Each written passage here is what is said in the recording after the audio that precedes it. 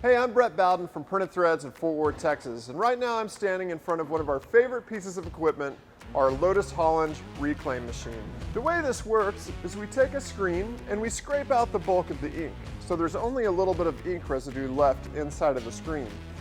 Once we have it looking like this, we're going to take the screen and put it on the conveyor.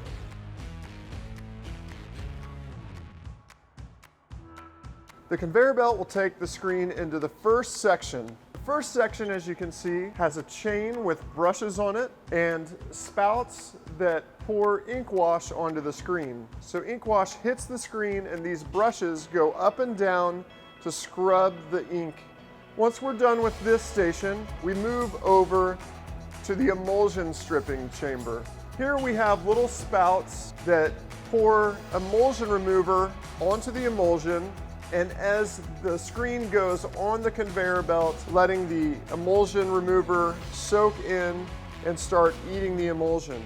Before we get to the very last chamber, which is the pressure washing chamber. The pressure washing chamber has a pressure washer on both sides of the screen so that when the screen exits the machine, all the emulsion and all the ink has been cleaned off of the screen. As you can see, this is taking a lot of the messy process of reclaim out of reclaim.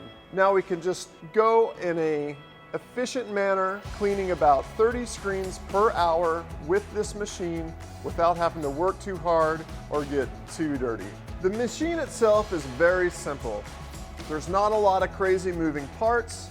There's just a couple pumps and a couple pulleys. There's several filters. We replace filters every week, and then we just top off our chemical levels based on the ratio we've been provided by our chemical manufacturers. This machine is perfect for any shop doing over 50 screens a day.